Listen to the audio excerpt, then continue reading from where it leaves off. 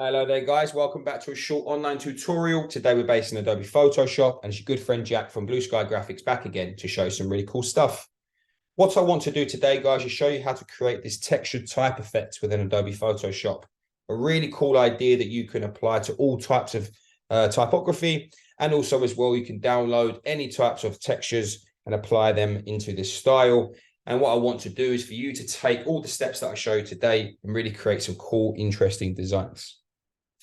Okay, so what I'm going to do is delete this tab because we're going to start off afresh.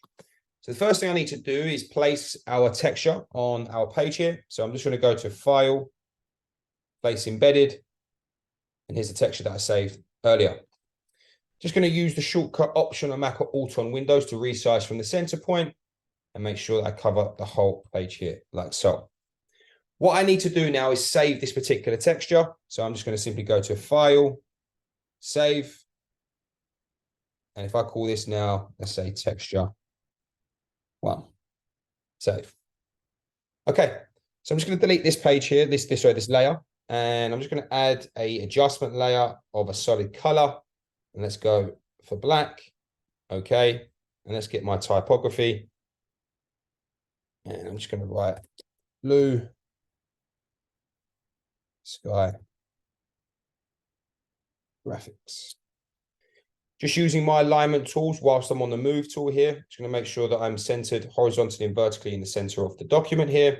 May make this a little bigger to be fair. So I'm going to use the keyboard shortcut Command T on Mac or Control T on Windows. And yet again, use that shortcut Option on a Mac or Alt on Windows just to resize from the center point like so.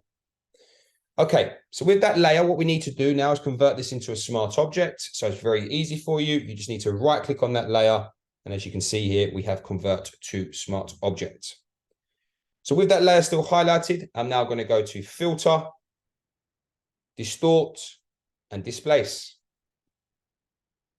Keep the numbers as 10 and 10. You can manipulate them depending on how much of a warp texture that you would like, but I'm pretty happy with 10 and 10. So I'm now going to press OK. Let's choose that texture that I saved earlier, and let's press Open. And as you can see, that texture now has been applied to that typography. And there you have it, guys. That's how you create that textured type effect within Adobe Photoshop. If you're interested in finding out more about the school, please take a look at our website at blueskygraphics.co.uk. Thank you very much, guys. Take care, and I'll see you next time.